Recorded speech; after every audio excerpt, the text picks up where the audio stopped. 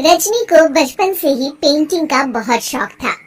वो हमेशा से ही पेंटर बनना चाहती थी, पर उसके माँ और पिताजी ने उसको कभी भी इस चीज के लिए सपोर्ट नहीं किया और उसकी शादी नीरव से हो गई।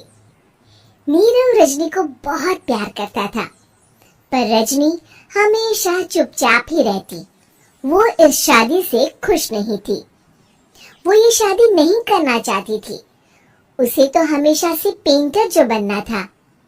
अपने इस सपने को वो नहीं पूरा कर पाई, इसलिए वो हमेशा उदास रहती थी। रजनी, बहुत ही बढ़िया फिल्म लगी है, कल देखने चले?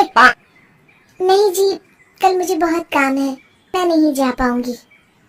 अच्छा तो कोई बात नहीं, संडे को चलते हैं। देखिए, मुझे फिल्म देखना पसंद नहीं है। आपको जाना है तो चले जाइए। नीरव को मना करके रजनी वहां से चली जाती है और अपने बैग को खोलकर उसमें बंद पड़े ब्रश और कलर्स को देखकर रोने लगती है। रजनी, चलो ना कहीं बाहर खाने चलते हैं, कुछ तुम्हारी पसंद का। जी, मुझे नहीं जाना, मेरी तबीयत ठीक नहीं है। रजनी वहां से चली जाती है। नीरव को समझ नहीं आता कि रजनी उससे इतना दूर क्यों रहती है। वो जब भी उसके साथ वक्त बिताना चाहता है, रजनी कोई ना कोई बहाना बना देती है। एक दिन घर पर कोई नहीं था। रजनी घर का सारा काम जल्दी से खत्म कर लेती है। घर पर अकेले होने के कारण वो सोचती है कि वो आज पेंटिंग करेगी। वो अपने कमरे में जाकर पेंट ब्रशेस और कलर्स निकालकर जैसे ही कलर मिक्स कर रही होती है कि दरवाजे पर बेल बज जाती है। अब कौन आ गया इस वक्त? इतनी मुश्किल से तो मुझे पेंट करने का मौका मिला है। रजनी दरवाजा खोलती है तो उसकी सास अपनी सहेलियों के साथ खड़ी होती है और सब घर के अंदर आ जाते हैं। अरे बहू, सबको शरबत बनाकर पिला दे, बाहर तो बड़ी गर्मी है। जी। रजनी पेंट ना कर पाने से उदास हो जाती है। उसे गुस्सा भी आ रहा होता है कि उसने इस शादी के लिए हाँ क्यों कह दी। वो रसोई में जा रही होती है कि उसकी सास उसे रोकती है। बहू, सबके खाने का भी इंतजाम कर लेना, आज का लंच तो ये सब यही करेगी। हाँ। रजनी बिना कुछ कहे रसोई में चली जाती है। सबके लिए खाना बनाती है। सब खाना खाते हैं और रजनी घड़ी देखती है कि ये सब कब जाएंगे ताकि वो अपनी पेंटिंग कर सके। जब शाम होती है तब सब चले जाते हैं अपने घर। अरे बहू, सब तेरे खाने की तो बहुत तारीफ कर रहे थे, सबको बहुत अच्छा लगा खाना। आपको मुझे सुबह बताना चाहिए था ना कि आपकी सहेली आ रही है। पता भी है कितना वक्त लगा सारा खाना बनाने में। अरे बहू, तू ऐसे कैसे बात कर रही है मुझसे? तो और कैसे बात करूं? मैं इस घर की कोई नौकरानी नहीं हूँ कि इतना काम करूंगी। रजनी अपने कमरे में जाकर दरवाजा बंद कर लेती है। शाम को जब नीरव आता है तो उसकी माँ उसे पूरी घटना के बारे में बताती है। क्या रजनी ने आपसे इस तरह बात की माँ? हाँ, और पता नहीं उसे क्या हो गया है, शाम से बाहर भी नहीं आई है। मैंने तो कई बार आवाज दी, खाना भी नहीं खाया उसने। तू ही बात करके देख ले बेटा। नीरव अपने कमरे का दरवाजा खटखटाता है। रजनी, दरवाजा खोलो, मैं हूँ। रजनी दरवाजा खोलती है और फिर वापस जाकर अपने बिस्तर पर लेट जाती है।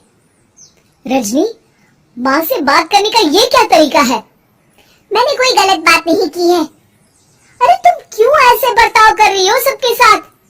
क्या तुम इस शादी से खुश नहीं हो? रजनी कुछ नहीं बोलती। अरे बताओ मुझे रजनी, क्या ये शादी तुम्हारी मर्जी के खिलाफ हुई है? हाँ, मैं ये शादी कभी नहीं करना चाहती थी। तुमसे क्या, मैं किसी से भी शादी नहीं करना चाहती थी। रजनी रोने लगती है। चुप हो जाओ रजनी, बताओ मुझे, तुम क्यों नहीं करना चाहती थी शादी? रजनी बेड के नीचे से अपने पेंटिंग्स, कलर्स, ब्रश, पेपर्स निकालती है। इतने में उसकी सास भी कमरे में आ जाती है। ये देख रहे हो,